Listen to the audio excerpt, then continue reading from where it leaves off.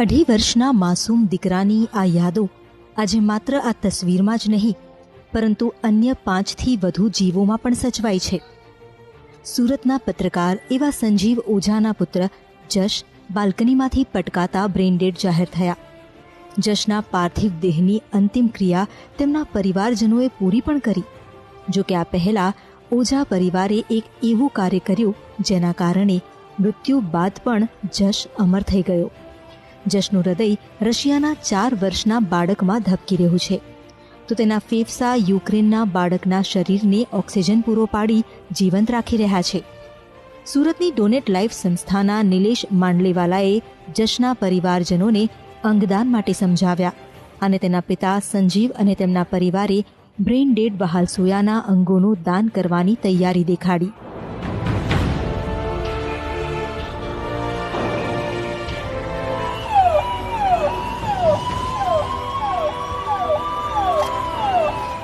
સુરત પોલીસે green corridor તૈયાર કરી આપ્યો અને 24થી 48 કલાકની મહેનત તેમજ ઓઝા પરિવારની સંવેદના અને ત્યાગની ભાવનાએ 5 લોકોને જીવતદાન આપ્યું.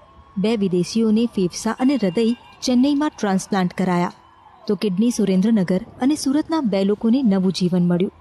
ભાવનગરથી 2 વર્ષીય બાળકીને જશનું લીવર જીવન આપી ગયું. આટલું જ નહીં, જે બાળકે પોતાની આંખે હજુ પૂરું બાળપણ પણ નહોતું નિહાળ્યું, તે બાળકની આંખો અન્ય કોઈના જીવનમાં હવે ઉજાસ લાવશે. ખેર, દુર્ભાગ્યવશ રીતે જશ ઓઝા આપણી વચ્ચે નથી, પરંતુ ઓઝા પરિવારની આ પહેલે જશની યાદોને જીવંત રાખી. એટલું જ નહીં, અન્ય લોકોને પણ નવું જીવન બક્ષ્યું. જશને શ્રદ્ધાંજલિ સાથે જ મૃત્યુ પછી પણ દીકરાને જીવંત રાખનાર સુરતના ઓઝા પરિવારને એબીપી અસ્મિતાની સલામ.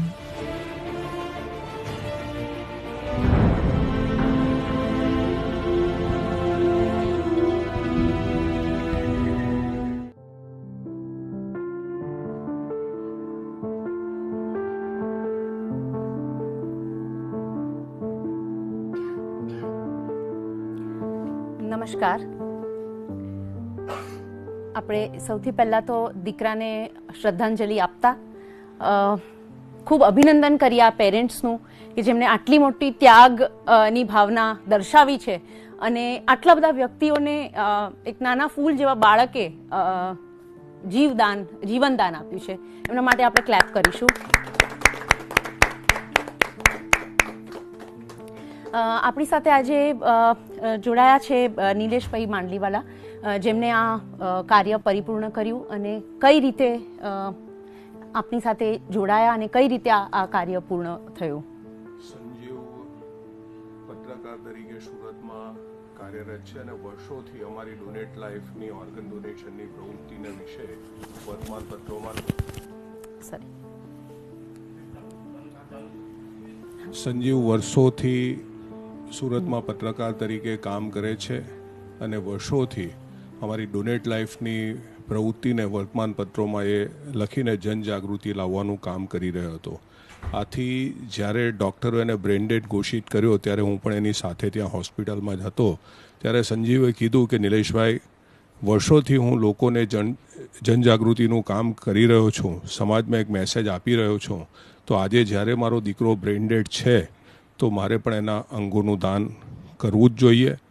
એ ત્યાર પછી મેં એને સાંત્વના આપી કે પહેલાં આપણે પરિવાર સાથે ચર્ચા કરીએ અને પછી આપણે નિર્ણય કરીશું.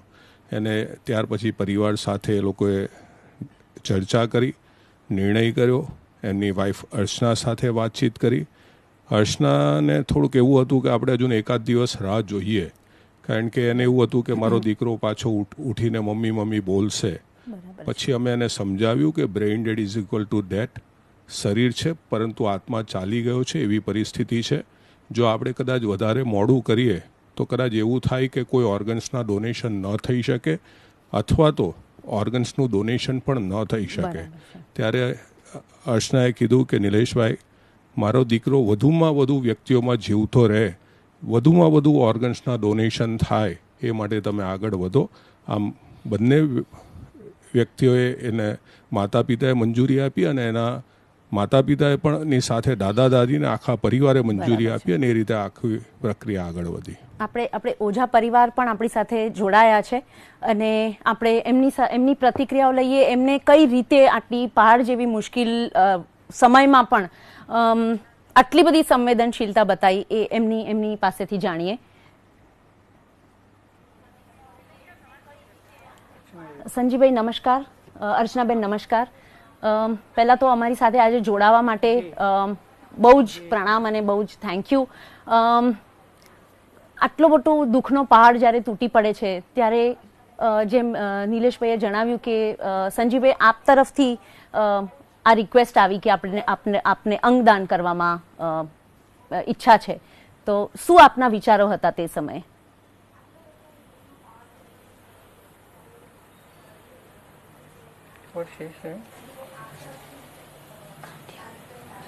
હેલો હેલો, આપને સંભળાય છે? વોઇસ આવી રહ્યો છે? ક્લિયર નથી આવતું. ઓકે, ક્લિયર નથી આવતો. હવે બેટર છે? હવે બેટર છે? Hello hello, I think hello hello,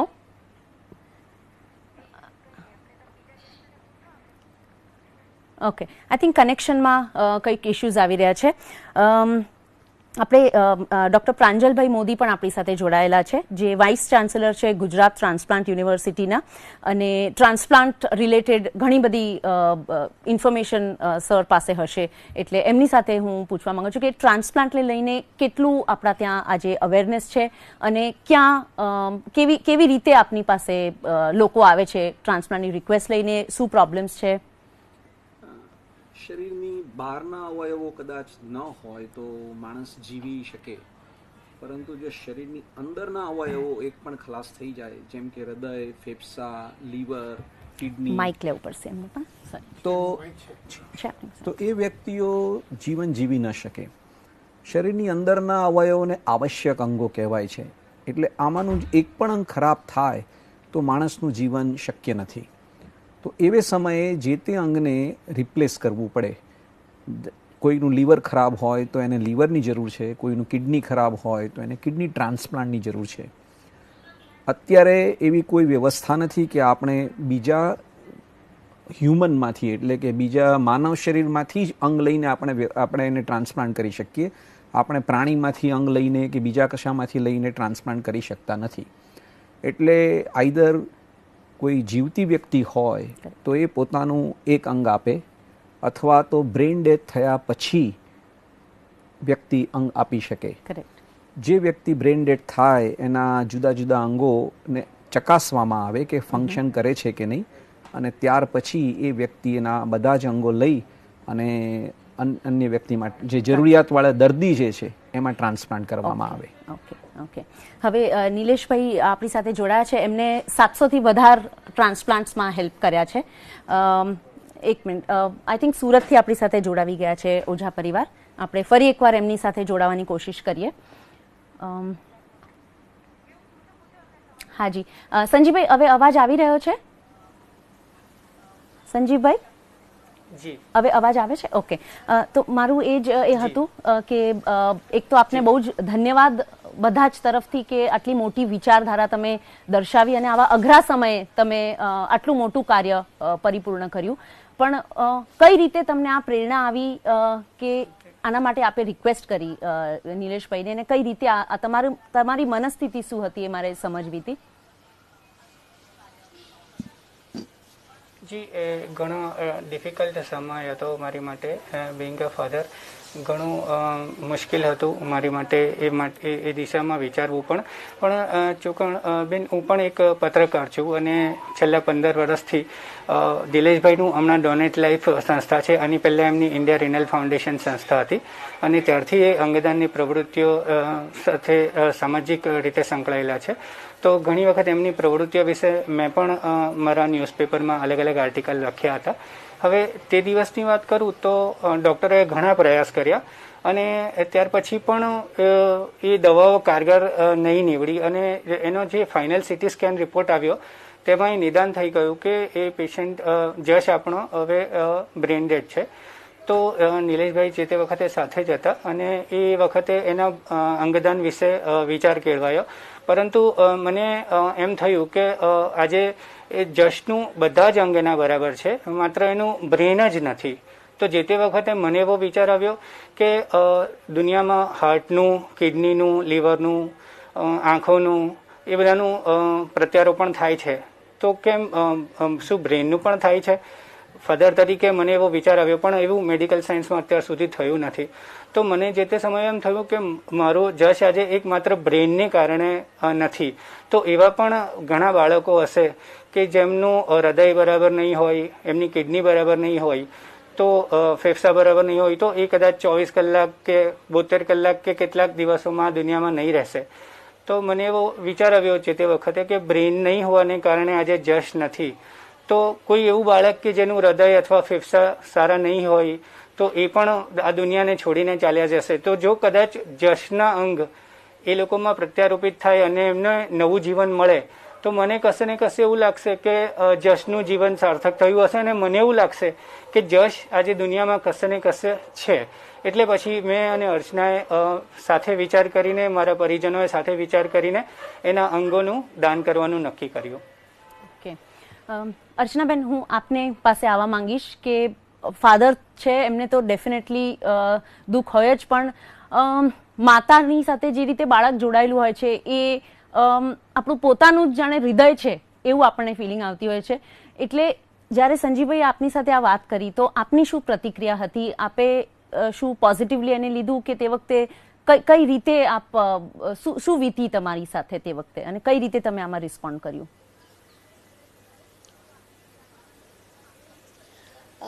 being a mother, કોઈ પણ મધર માટે આ એક્સેપ્ટ કરવું બહુ જ ડિફિકલ્ટ છે અને નેક્સ્ટ ટુ ઇમ્પોસિબલ છે એ ન્યૂઝ સાંભળવા કે તમારું બાળક બ્રેન ડેડ થઈ ગયું છે. બટ આપણે રિયાલિટીમાં જીવવું પડે છે અને પ્રેક્ટિકલ થઈને બધી જ સિચ્યુએશન્સ લાઈફમાં હેન્ડલ કરવી જોઈએ અને પડે છે. આપણે હસતા સ્વીકાર કરીએ કે રોતા સ્વીકાર કરીએ, આ કંઈ પ્લીઝિંગ સિચ્યુએશન નથી કોઈ પણ પેરેન્ટ માટે. પણ I didn't want to give my baby an abnormal life. એ અગર જીવીને પણ અગર એને એબનોર્મલિટી સાથે જીવવું પડશે, એ કોઈ પણ પેરેન્ટ માટે પ્લીઝિંગ નથી. તો અને એ સિચ્યુએશનમાં મતલબ એ જ રાઈટ હતું કે એટલીસ્ટ એ નથી પણ એના ઓર્ગન્સ કોઈ બીજા માટે કામ લાગે અને બીજા બચ્ચાઓ જીવે, એ લોકોની ફેમિલીઝ માટે કંઈક કરે, તો એ વધારે મારી માટે મતલબ ગર્વ કરવા જેવી વાત છે. અમે લોકોએ બહુ પ્રયાસ કર્યો જશને બચાવવા માટે, અને બટ અનફોર્ચ્યુનેટલી એ નહીં થઈ શક્યું. બટ આઈ થિંક કે આ ડિસિશન લઈને અમે લોકોએ જશને બીજા 5 ચિલ્ડ્રનની અંદર જીવાડી દીધો છે. ખૂબ ખૂબ ખૂબ ખૂબ અભિનંદન. અને હું એવું તો નહીં કહું કે આપનું દુઃખ આનાથી ઓછું થશે, પણ હા, જેમ આપે કીધું કે બીજા લોકોને જે અંગદાન મળ્યું છે અને એમની જીવન કઈ રીતે સુધરી ગયું છે, કઈ રીતે એમનો જીવ આપણું નાનકડો ફૂલ જેવો દીકરો એ બચાવ્યું છે, એ જોઈને કશે ને કશે તમને થોડીક રાહત કદાચ થઈ હશે. આભાર તમારો, ખૂબ આભાર આપનો અને સંજીવભાઈનો. હવે નિલેશભાઈ, તમને પણ ખૂબ આભાર અને અભિનંદન કે આપે આટલા સંવેદનશીલ સમયે અમને આટલો બધો સપોર્ટ કર્યો અને એમના થકી કેટલા બધા બીજા લોકોને જીવનનું દાન મળ્યું છે. એટલે આપનો પણ ખૂબ જ આભાર. તમને હું પૂછવા માંગીશ કે કઈ રીતે આપ આ ફિલ્ડમાં જોડાયા અને ઓર્ગન ડોનેશન, અંગદાન પ્રત્યે કઈ રીતે આપે કામ કર્યું છે અને કેવી રીતે અવેરનેસ ચાલુ કરી? 1997માં મારા પિતાશ્રી વિનોદભાઈની કિડની ફેલ થઈ ગઈ હતી અને ત્યાર પછી 2004થી મારા પિતાજીનું ડાયાલિસિસ શરૂ થયું હતું. જ્યારે ડાયાલિસિસ માટે હું મારા ફાધરને લઈને હોસ્પિટલ જતો હતો, ત્યારે વેઇટિંગ રૂમમાં બીજા જે પરિવાર ડાયાલિસિસ માટે આવતા હોય તેની સાથે અમે બેસતા, ત્યારે ચર્ચા કરતા કે તમારા પરિવારમાં કોણ ડાયાલિસિસ કરાવી રહ્યું છે, શું કરે છે. ત્યારે જાણવા મળ્યું કે આ જે બીમારી છે તે સામાન્યમાં સામાન્ય વ્યક્તિની પણ હોય છે. એ પરિવારમાં કોઈક રિક્ષા ચાલક હતું, કોઈ છૂટક મજૂરી કામ કરતું હતું. તો ડાયાલિસિસથી વ્યક્તિને ક્વોન્ટિટી લાઈફ મળે છે, પરંતુ જો ક્વોલિટી લાઈફ મેળવવી હોય તો ટ્રાન્સપ્લાન્ટ જ કરવું પડે. પરંતુ જો પરિવારમાંથી કોઈ વ્યક્તિ પોતાની કિડની ન આપી શકે, પરિવારના અન્ય સભ્યને હાઇપરટેન્શન હોય કે ડાયાબિટીસ હોય તો કિડની ન આપી શકે, કારણ કે કિડની ખરાબ થવાનું મુખ્ય કારણ જ આ બે ડાયાબિટીસ અને હાઇપરટેન્શન છે. તો શું આવા વ્યક્તિએ લાઈફ ટાઈમ ડાયાલિસિસની ઉપર જ જીવન વ્યતીત કરવું પડે? અને નવી લાઈફ કઈ રીતે આપી શકાય એ બીજ મારા મનમાં આવ્યું.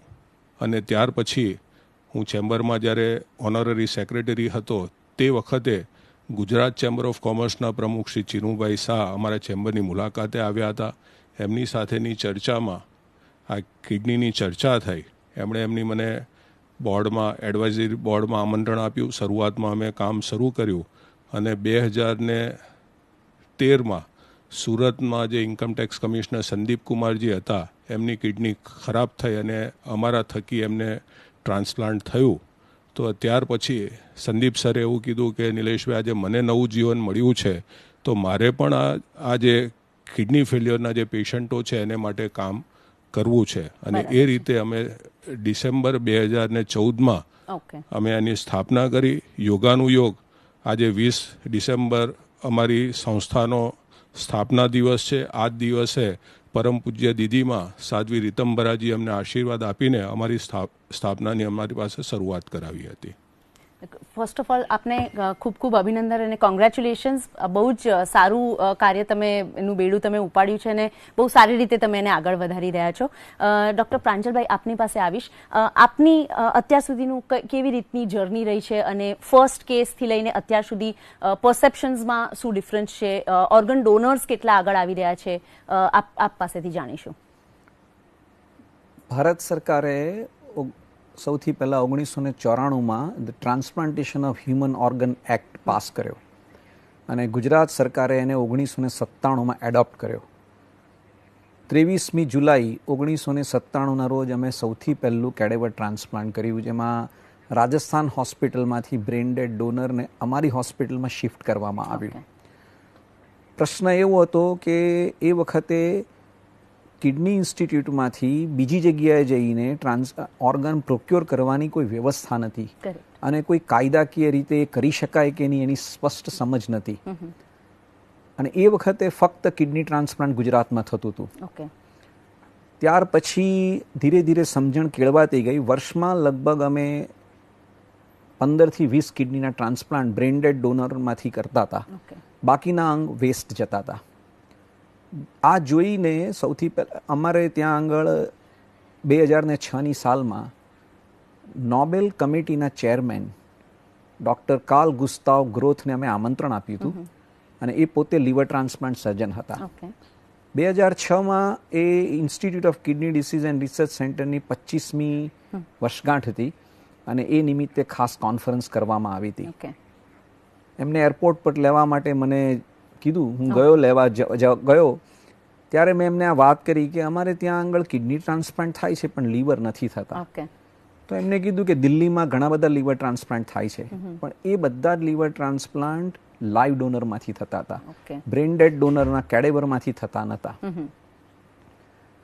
2006માં અમે નક્કી કર્યું કે અમારે લીવર ટ્રાન્સપ્લાન્ટ શીખવું પડશે જો ગુજરાતને આપણે આપવું હોય તો. હું તો યુરોલોજિસ્ટ હતો અને મારી સાથે intensivist doctor Veenaben Shah, doctor Guruprasad પણ હતા અને એક બીજા સર્જન સાથે અમે લોકો સ્ટોકહોમ ગયા. ત્યાં લીવર ટ્રાન્સપ્લાન્ટ જે 2 વર્ષનો કોર્સ હતો એના બદલે અમે 5.5 મહિનામાં પૂરો કરી અને પાછા આવી ગયા. અને પછી ગુજરાતની અંદર અમે લીવર ટ્રાન્સપ્લાન્ટ પ્રોગ્રામ ચાલુ કર્યો. ઇન્ટરસિટી કેડેવર ટ્રાન્સપ્લાન્ટ પ્રોગ્રામની શરૂઆત થઈ સુરતથી, પણ એ ઉપરાંત અમે રાજકોટ, ભાવનગર અને બીજા અમરેલી જેવા જિલ્લા, કચ્છ, બધી જ જગ્યાએ જઈ અને અમે ઓર્ગન પ્રોક્યોર કર્યા. પણ સૌથી વધારે ઓર્ગન સુરતથી નિલેશભાઈના થકી અમને ઘણા બધા મળ્યા. કરેક્ટ. હવે આપણી સાથે, sorry to cut you short, આપણી સાથે લીવર ડોનરની આપણે વાત કરી, લીવર ડોનેશનની, તો લીવર ટ્રાન્સપ્લાન્ટ જેમને રિસીવ કર્યું છે એ મેડમ આપણી સાથે છે, કામિનીબેન આપણી સાથે છે અને એમના જે ડોનર ફેમિલી છે, ભૂપેન્દ્રભાઈ ને અમિતભાઈ આપણા જે ડોનર છે એમના સન્સ છે એ પણ આજે અહીંયા આપણી સાથે જોડાયેલા છે. તો હું સૌથી પહેલાં ભૂપેન્દ્રભાઈ ને અમિતભાઈને પૂછીશ કે કઈ રીતે આપે આ નિર્ણય લીધો અને કેવી રીતે આ આગળ વધ્યું? મારા પપ્પા એક ધાર્મિક કાર્યક્રમમાં મોટા વરાછા જતા હતા. ઓકે. ત્યાં એડ્રેસ પૂછવા માટે ઉતર્યા હતા. ઓકે. રોડ ક્રોસ કરતા રિક્ષા ચાલકે એને એક્સિડન્ટ કરી નાખ્યું હતું. ઓકે. ત્યારે તરત એને ત્યાંથી હોસ્પિટલ પીપી સવાની લઈ ગયા હતા. ઓકે. પછી તાતી એ લોકો ડૉક્ટરે એમ કીધું કે અહીંયા પોસિબલ નથી, તો ત્યાંથી તરત જ ઇમરજન્સી વેનમાં એમ્બ્યુલન્સમાં મહાવીર હોસ્પિટલ લઈ ગયા હતા. અચ્છા. ત્યાં એ લોકો વેન્ટિલેટર પર મૂક્યા હતા. હમ. પછી સવારે બધા એમ કીધું હતું કે તમે અહીંયાથી પણ લઈ જાઓ. બરાબર. પછી મારા મામા બધાએ કીધું કે હવે કંઈ છે જ નથી, તો હવે આપણે લઈ જવું જ પડશે. બરાબર. તો મેં કીધું કે જેટલો ખર્ચો પણ થાય હું તો કરવા માટે તૈયાર છું. બરાબર. પછી નિલેશ સર આવ્યા હતા. પછી ઓર્ગન ડોનેશન માટે અવેરનેસ કર્યા અમે લોકોને કરેક્ટ. કે હું તો ત્યારે 22 વર્ષનો હતો, મને એટલું આ ઓર્ગન ડોનેશન આટલું ખ્યાલ જ નહીં હતું પહેલી વાત તો. બરાબર. તો મારા મામા લોકોને નિલેશ સરે બધું સમજાવ્યું હતું આવી રીતના કરી શકે. તો મારા મામા અને મને બધું સમજાવ્યું હતું. પછી હું પણ માની ગયું તો આવી રીતના કરવું હોય તો આપણે આપણા ફાધર તો ચાલ્યા ગયા છે, અમારા પરિવાર તરફ તો દુઃખ જ છે. પછી બીજા પરિવારને તો જેને કિડનીની જરૂર હોય, લીવરની જરૂર હોય, આંખ, તો એ લોકો માટે એક નવું જીવનદાન મળી શકે. તો અમારું એ નિર્ણય ત્યારે એટલા માટે જ લીધું મેડમ. બરાબર છે. ના, તમે બહુ જ મોટો નિર્ણય લઈ લીધો આટલા યંગ એજમાં. અને ઘણીવાર એવું થાય છે કે આ વાત જ્યારે રિલેટિવ્સને કરે છે, કારણ કે એટલી દુઃખદ પરિસ્થિતિથી વીતી રહ્યા હોય છે, ત્યારે ઘણી વખત રિલેટિવ્સ વાયલેન્ટલી પણ રિસ્પોન્ડ કરતા હોય છે. એમને આ વાત તે વખતે કેવી રીતે કહેવી એ ડૉક્ટરો માટે પણ બહુ મોટી અને અઘરી વસ્તુ હોય છે. તો આપની સાથે એવું કોઈ વસ્તુ થઈ કે તમને પહેલાં એનો તમે અંદરથી વિરોધ કર્યો કે નથી કરવું આવું બધું, પપ્પા છે એમને કેવી રીતે આપણે એમના અંગ આપી દઈએ, દાન આપી દઈએ, એવો કોઈ વિચાર? તો મેડમ વિચાર તો એવું છે, મારા પપ્પાનું હવે બ્રેન ડેડ થયેલું છે. હવે ત્યાં મને ક્લિયર થયેલું છે. બરાબર. હવે બ્રેન ડેડ થયું છે, પછી ઓર્ગનના બધું કામ કરે છે. ત્યારે ઇમરજન્સી તે ડિસિઝન નહીં લઈ શકીએ તો ધીમે ધીમે અંગોનું રાખ થઈ જશે, એટલે અંગોનું દાન પણ નહીં કરી શકીએ. તો એ ડિસિઝન અમે તરત જ લઈ લીધું છે અને ડોનેટ કરી દીધા છે, એવું છે. ઓકે. હવે આપણે કામિનીબેન પાસેથી જાણીશું કે આપ કેટલા સમયથી લીવરની તકલીફોથી ગુજરી રહ્યા હતા અને કઈ રીતે? 4 વર્ષથી નાની હતી, ત્યાંથી બગડી હતું ખરાબ. પછી હું અહીંયા સરે કીધું આ દવાખાને, તો સરે કીધું કે તારે કહું છે નાખવું છે લેવર? મેં કીધું હા નાખવું છે મારે. પછી હું કંઈ બોલતી નહીં, ખાતી નહીં, ચાલતી, કંઈ લખી ના આપ્યું, કંઈ ના કરી કહું, ખાલી બેડમાં સૂઈ જાઉં આખો દિવસ. પછી સરે કીધું નાખવું છે લેવર? મેં કીધું હા સર નાખવું છે. એ પછી મારું ડોનેટ કર્યું સરે 2014માં. પછી હું બધું જ કરું, ઘરનું કામ કરું, જમું જાતે બનાવું, બધું ટોટલમાં બધું કામ જાતે જ કરું. સ્કૂલે બી જાઉં છું અત્યારે. અચ્છા. કેટલા વર્ષ આપને વેઇટ કરવું પડ્યું? 4 વર્ષ. 4 વર્ષ. અને આપની સાથે આપના ફાધર આવ્યા છે, પપ્પા આવ્યા છે. આપે કઈ રીતે એમને સપોર્ટ કર્યો અને આપના ઉપર શું વીતી જ્યારે દીકરીને આવી તકલીફ થઈ ગઈ? જ્યારે એના 7માં ભણતી હતી ને ત્યારે બીમાર થઈ, એટલે તો ખ્યાલ નહોતો કે આવું લેવરની ખરાબી થઈ જાય. પણ મહેસાણા લઈ ગયા તો લેવરની તકલીફ છે એવું જણાવ્યું, તો અમે અમદાવાદ લાવ્યા. અમદાવાદ વેદાંત હોસ્પિટલમાં નિલયભાઈ મહેતા સાહેબ એમને નિદાન કર્યું કે આવું વિલ્સન ડિસીઝ છે, તો કે તમારે હવે સિવિલ પ્રાઇવેટમાં દવા ના લેવી, સિવિલ જઈ શકો. તો પછી સિવિલ મોટી સિવિલમાં ટ્રીટમેન્ટ ચાલી 3-4 વર્ષ. પણ અમારે 2-3 હોય સિવિલ હોસ્પિટલ છે ને, ત્યાં આગળ ગૌસ્વામી સાહેબ ડૉક્ટર હતા. તો કે આવું સરકારનો આવું સારો એક કાર્યક્રમ ચાલે કે શાળા આરોગ્ય કાર્યક્રમ, તો કે એમાં તમે આવી રીતે કાગળિયા કરો તો તમને એમાં ફ્રીમાં દવા થશે. તો એ દવા ટ્રીટમેન્ટ 3-4 વર્ષ ચાલી. પછી બીજી વખત 4થા વર્ષે મંજૂરી માટે ગયા અમે ગાંધીનગર, તો મંજૂરી મળી. તો કિડની વિભાગમાં મંજૂરી મળી. તો પ્રાંજલભાઈ સાહેબ મળ્યા, તો સાહેબે ખુશ થઈ ગયા. અને કામિની તો કોઈ તબિયત હતી જ નહીં, ચાલી નથી શકતી, ખાઈ નથી શકતી, ઊભી ના થઈ કે બોલી ના શકે, બધી એને ખૂબ તકલીફ હતી. એન્ડ ઉપર હતું એમ. તો સાહેબે વાત કરી કે જો તમે આવી ઓપરેશનની મંજૂરી લાવતા હોય તો કે આપણે કામી હતી એવી કામીની બનાવી દઈએ કે તમે તૈયાર હોય તો કે. બરાબર છે. તો સાહેબ કહો આપણે તૈયાર છીએ. તો કે હું અહીંથી સહી સિક્કા કરી આપું અને મંજૂરી તમે ઓપરેશનની લાવો. તો ગાંધીનગર ગયા તો ગાંધીનગરે પણ સાહેબે મંજૂરી આપી દીધી. અને તરત એના એ દિવસે હું સાહેબ પ્રાંજલભાઈ સાહેબના મંજૂરી લેટર આપ્યો ઓપરેશન માટે. તો કે હવે રોકાઈ જાઓ, આપણે એના રિપોર્ટો કરી અને એનું પહેલા જ નંબરમાં ઓપરેશન ટ્રાન્સપ્લાન્ટ કરી દેવું છે. તો એ રીતે પ્રાંજલભાઈએ ખૂબ મહેનત કરી અને બહુ સરસ રિઝલ્ટ મળ્યું. અને મેં બીજું એક સાંભળ્યું છે કે લીવરની સાથે સાથે એમને 2 બ્રધર્સ ભાઈઓ પણ મળી ગયા છે. શું આ સાચી વાત છે? એ શું સ્ટોરી છે, અમને શેર કરો. ઓકે. બંને પણ હું 9 વર્ષથી બંધુ સાંકળી. ઓકે. હું ના કરવી જેલી છું મેચમાં, મોટા ભાઈના અને ત્યાં કર્યા છે બેનના મેચમાં. ઓકે. આપના ભાઈ સાથે વાત કરીને પૂછીએ કે કઈ રીતે આપે એમને બેન માનવાનો નિર્ણય લીધો અને શું થયું? મેં એવું સાંભળ્યું છે તમે 2 બ્રધર્સ જ છો અને પિતાની બહુ જ એવી ઈચ્છા હતી કે એક ડોટર હોય, દીકરી હોય, અને એટલે તમે એમને એ સ્ટોરી શું છે એમને શેર કરો. મારા પપ્પાની એટલે નાનપણથી એટલે એક ઈચ્છા હતી કે 2 બાળક છે, એક દીકરી પણ હોવું જોઈએ ઘરે. બરાબર.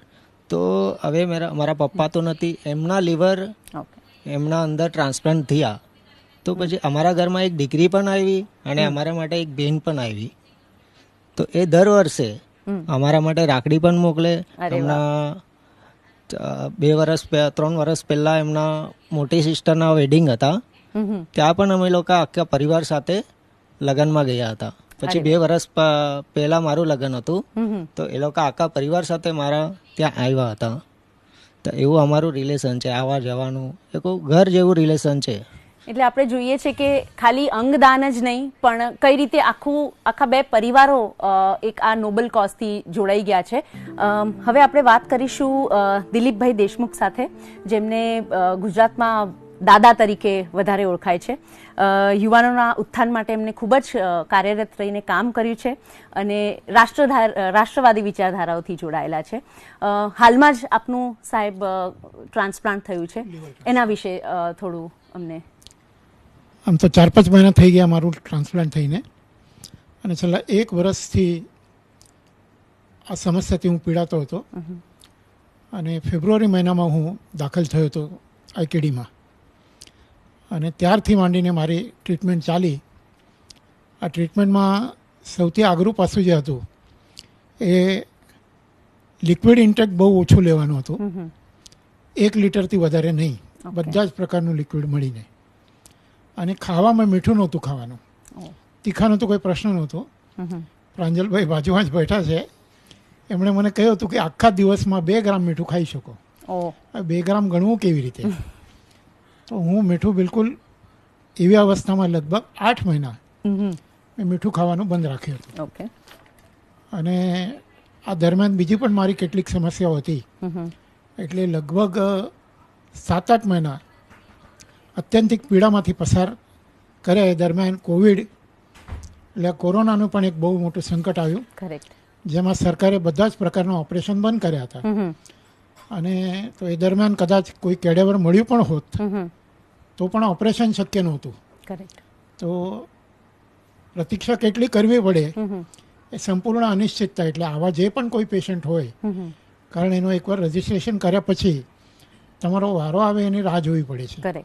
અને લીવર મેચ થાય તો તમારો વારો ક્યારે આવે એ જે પ્રતીક્ષાનો સમય છે એ અત્યંત કઠિન હોય છે. કારણ પ્રતીક્ષા ક્યારે પૂરી થાય, કારણ મારા મિત્રો કે બાકી બધા લોકો મને જ્યારે પૂછતા કે તમારું ઓપરેશન ક્યારે છે, મેં કીધું આ પ્રશ્નનો જવાબ કોઈ જ નહીં આપી શકે. કોઈ જ્યોતિષી ના આપી શકે, ડૉક્ટર ના આપી શકે, પેશન્ટ તરીકે હું પણ ના આપી શકું, કેડેવર ડોનેશનનું કામ કરતા નિલેશભાઈ પણ ના આપી શકે. જ્યારે કેડેવર મળે અને સરકારની અનુમતિ મળે ઓપરેશન કરવાની, કારણ ત્યારે બાકી ઓપરેશન બંધ હતા, તો એ જ્યારે થાય ત્યારે શક્ય બનશે. અને આવા ઓપરેશનની જ્યારે અનુમતિ મળી ત્યાર પછી લગભગ મહિના પછી મારું ઓપરેશન શક્ય બન્યું. શક્ય થયું. ઓપરેશન પછી હવે બધું સ્વસ્થ છે, કોઈ તકલીફ ખૂબ નથી? સ્વસ્થ છું. અત્યારે નિયમિત ચાલવાનું, ખોરાક બધું જ નિયમિત લેવાય છે. બરાબર. અને આ ખોરાકની જે મેં વાત કરી તો ઓપરેશન પછી એકવાર મેં ડૉક્ટરને પૂછ્યું કે હવે શું ખાઈ શકાય, તો એમણે બહુ સરસ મને જવાબ આપ્યો. તો મને યાદ છે કે પહેલાં જે ના પાડી હતી એ બધું જ ખાવાનું છે. અરે વાહ, એ અદ્ભુત ખુશી મળે છે. ખરેખર હજી હું બધું ખાતો નથી, મરચું બિલકુલ ખાતો નથી, પણ આજે વાત હતી 8 મહિના બિલકુલ મીઠા વગરનું ખાવાનું. કરેક્ટ. એક ભોજનની પણ એક પ્રકારની તપસ્યા મારે કરવી પડી. બરાબર છે. અને ઓપરેશન પછી ઓલમોસ્ટ બધું નોર્મલ થઈ ગયું છે. સામાન્ય થોડી એ છે, 1-2 મહિનામાં પણ ઠીક થઈ જશે. આપણે આપની જેમ જ કિડની મેળવી છે 2017માં. એવા કૃપાલભાઈ માસ્ટર સાથે આપણે એમની સાથે એ જ ચર્ચા કરીએ કે એમનો શું પ્રોબ્લેમ હતો એક્ઝેક્ટલી, અને કિડનીની નીડ કેમ હતી, આપ શું કાર્ય કરો છો, અને કેવી રીતે આ આખી જર્ની તમારા માટે પરિપૂર્ણ થઈ. હું વિડીયો એડિટિંગનું કામ કરું છું. ઓકે. જ્યારે મને 2012માં ખબર પડી કે મારે કિડની ફેલ છે, ત્યાર પછી મેં 4.5 વર્ષ ડાયાલિસિસ કરાવ્યું.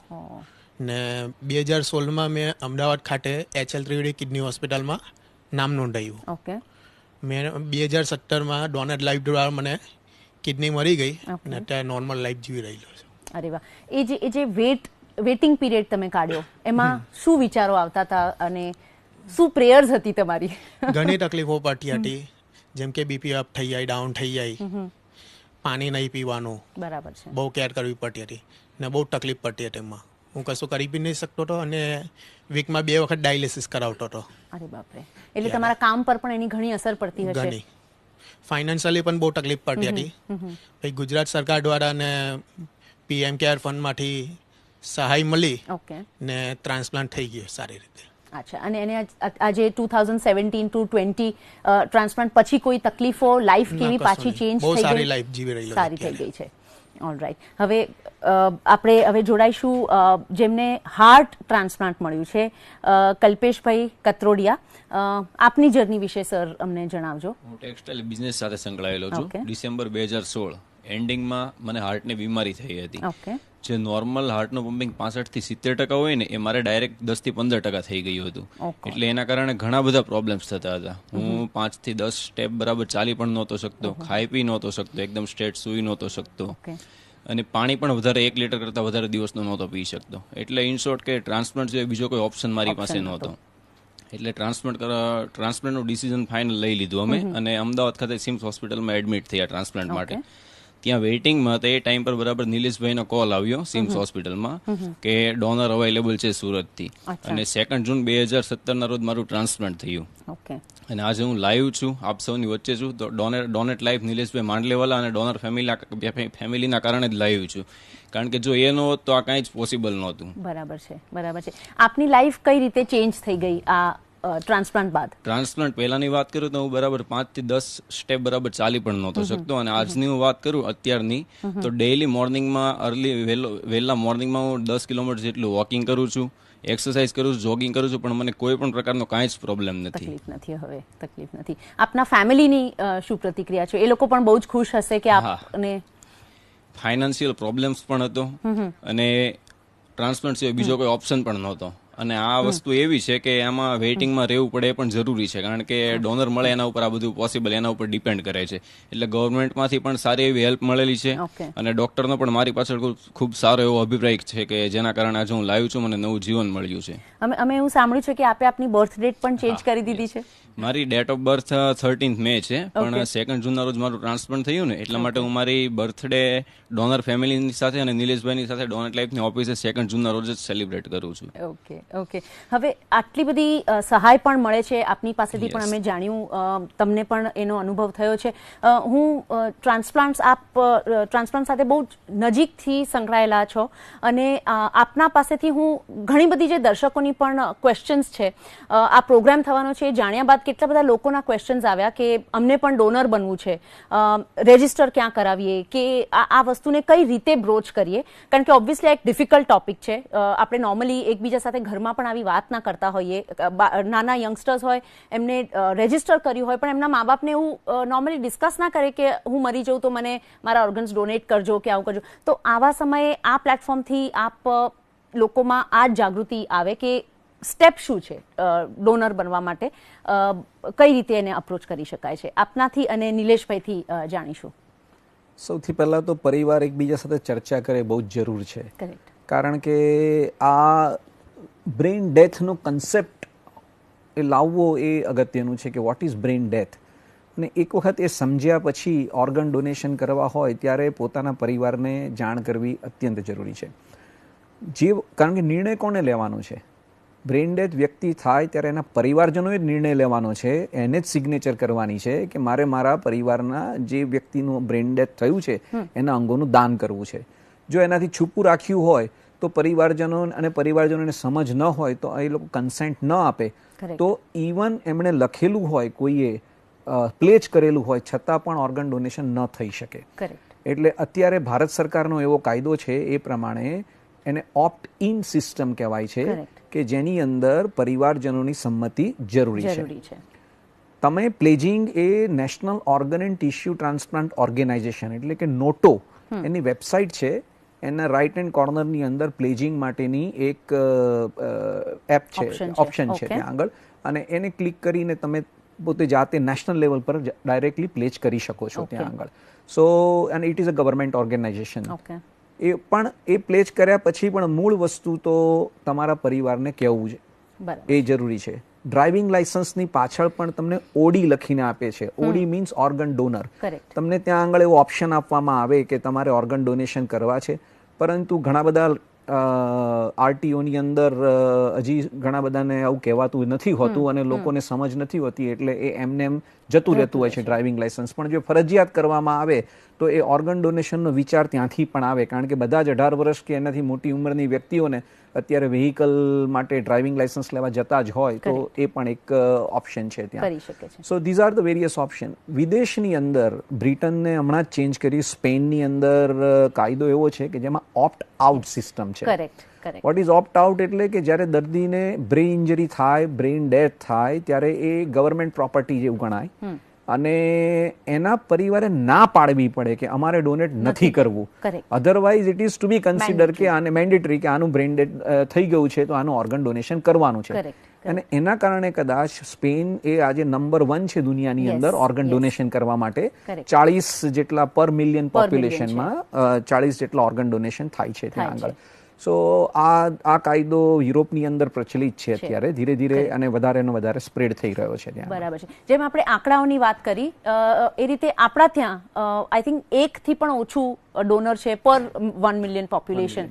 એટલે હું નિલેશભાઈને પૂછવા માંગીશ કે શું અવરોધો આવે છે ને શેના લીધે આપણા લોકો જે આપણે હિન્દુમાં ને આપણા દેશમાં દાનને સૌથી ઉપર માનવામાં આવે છે, ઈશ્વર ભક્તિમાં દાનને સૌથી ઉપર માનવામાં આવે છે, તો એવા દેશમાં ઓર્ગન ડોનેશન કાં તો અંગદાન ને શું અવરોધો છે ને કેમ નથી એટલું? તમે ખૂબ સાચું કીધું કે 125 કરોડની આબાદીવાળો આપણો દેશ ઓર્ગન ડોનેશનમાં ખૂબ પાછળ છે. એને માટેના જો કારણો જોઈએ તો લોકોમાં ઓર્ગન ડોનેશન વિશેની અજ્ઞાનતા છે. જ્યારે કોઈક વ્યક્તિ બ્રેઇન ડેડ થાય ત્યારે કયા કયા અંગોનું દાન થઈ શકે એની સાચી માહિતી લોકોને નથી. નેચરલ ડેથમાં લોકોને એવું હોય છે કે નેચરલ ડેથમાં પણ અંગોનું દાન થઈ શકે છે. નેચરલ ડેથમાં ફક્ત ટિશ્યુનું દાન થઈ શકે છે. એટલે લોકોમાં એક અજ્ઞાનતા છે, લોકોમાં ડર છે કે જો આજે આપણે અંગોનું દાન કરીશું તો આપણને આવતા જન્મમાં એક અંગ ઓછું મળશે. આપણે જો આજે અંગોનું દાન કરીશું, આંખોનું દાન કરીશું તો આપણને સ્વર્ગનો રસ્તો નહીં મળશે. આવો એક ભય રહેલો છે. પરંતુ મિત્રો, આત્મા અજર અને અમર છે. જ્યારે પણ કોઈક વ્યક્તિનું મૃત્યુ થાય છે ત્યારે આત્મા પહેલો ચાલી જાય છે અને ત્યારબાદ આપણે જે આપણા પાર્થિવ શરીરનું અંતિમ સંસ્કાર કરીએ છીએ એ ખાલી ખોખું જ હોય છે. એટલે આવો દર રાખવાની જરૂર નથી હોતી. બીજું, એક ધાર્મિક ગેરમાન્યતાઓ એવી હોય છે કે ધર્મમાં એવું કહેવામાં આવ્યું છે કે અંગોનું દાન કરવું પાપ છે કે ગુનો છે. કોઈ પણ ધર્મમાં એવું કહેવામાં નથી આવ્યું કે અંગોનું દાન કરવું પાપ છે.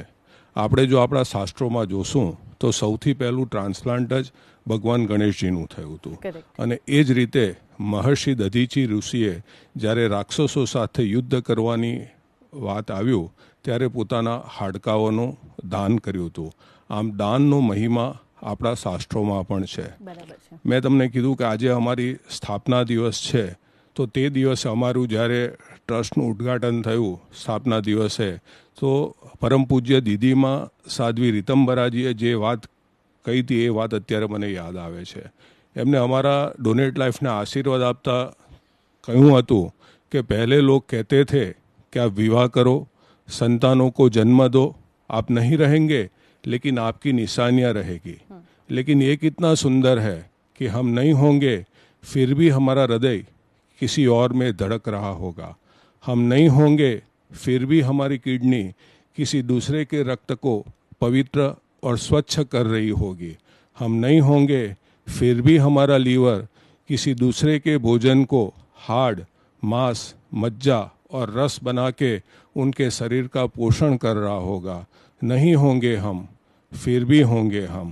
એટલે આજે જે વાત છે આ બધી ધાર્મિક માન્યતાઓ ગેરમાન્યતાઓને કારણે લોકો આગળ નથી આવતા.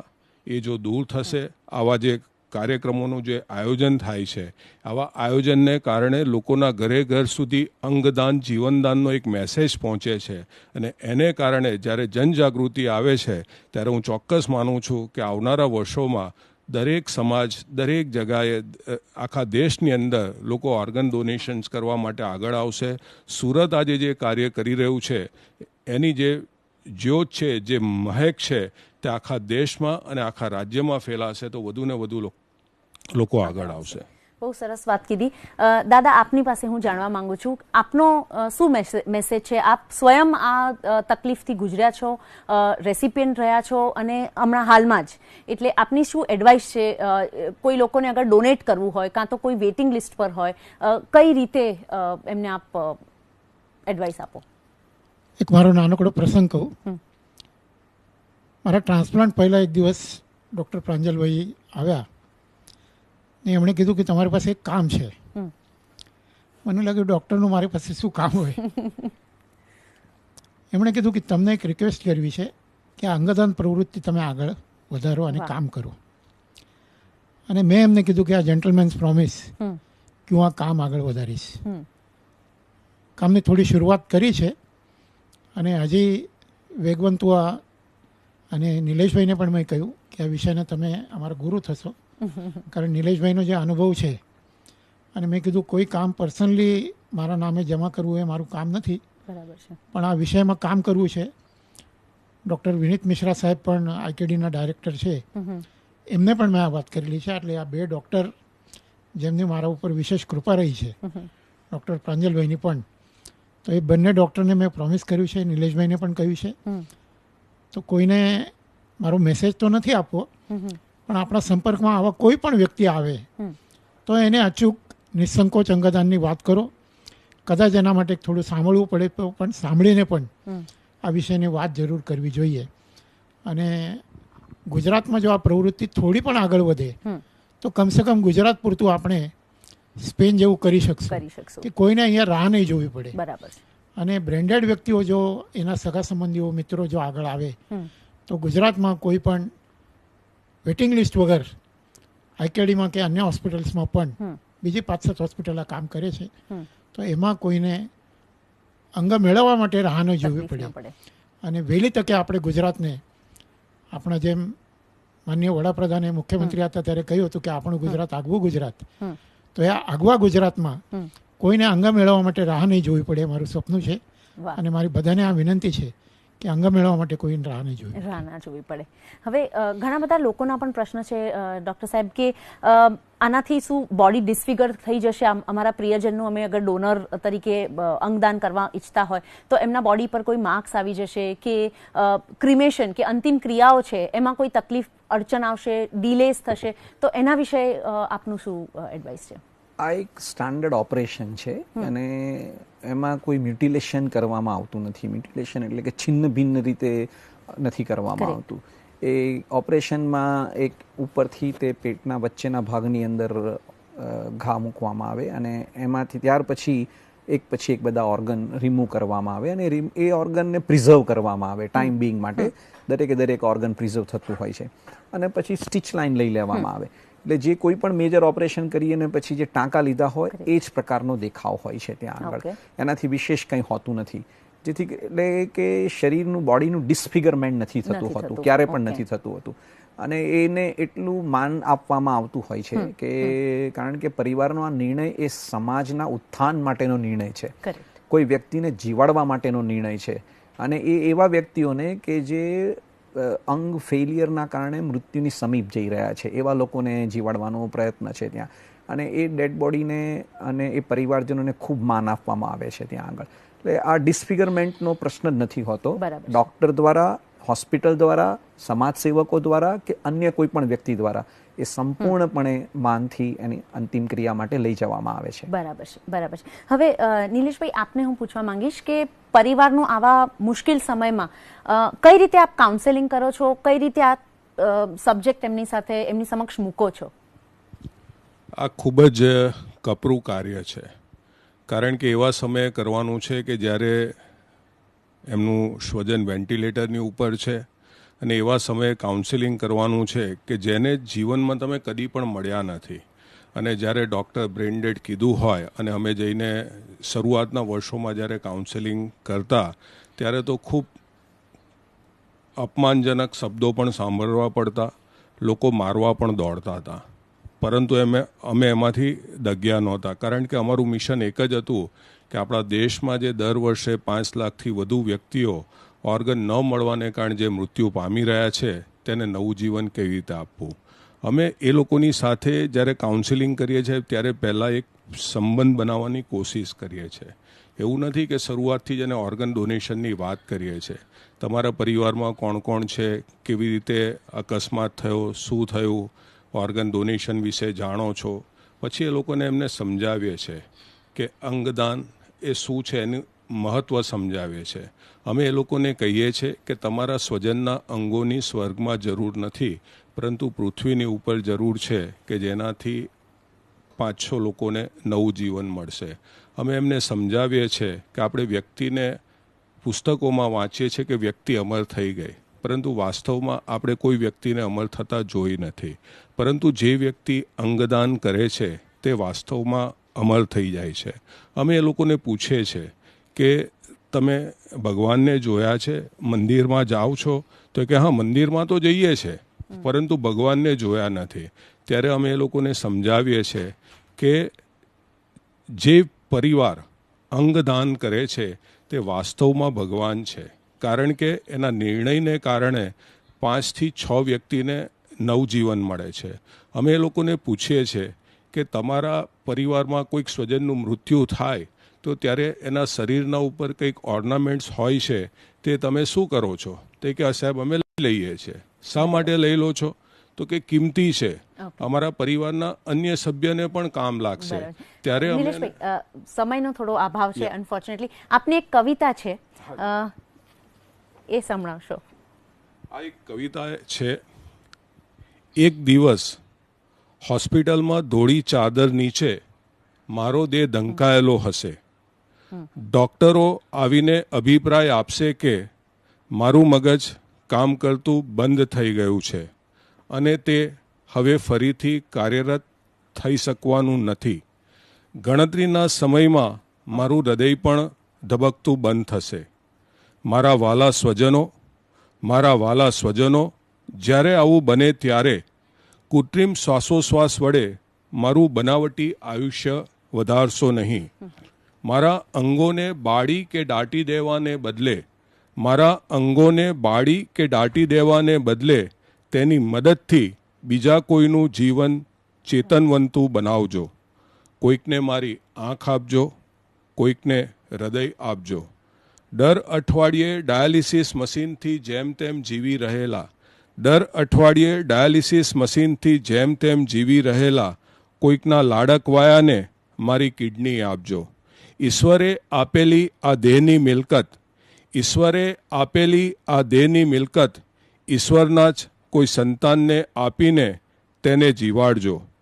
મારી યાદને અમર કરવા માંગતા હો તો, મારી યાદને અમર કરવા માંગતા હો તો મારા નામની મૂર્તિ, સ્મારક, પાડ્યો કે મંદિર બંધાવશો નહીં.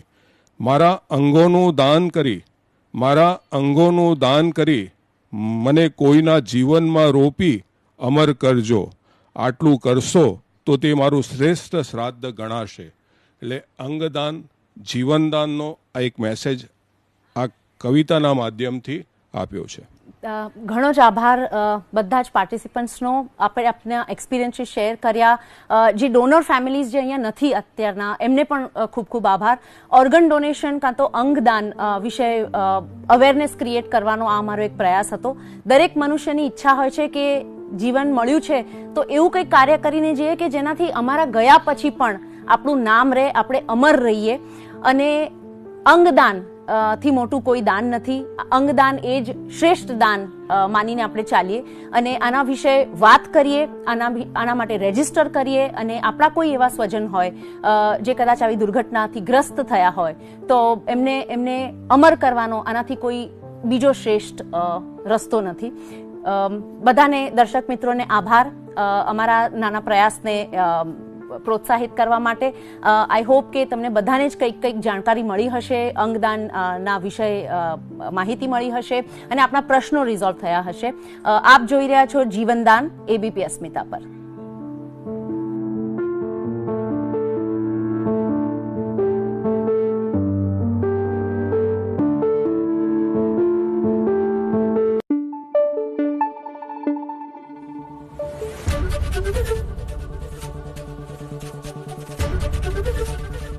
એબીપી અસ્મિતા, ગુજરાતની અસ્મિતા.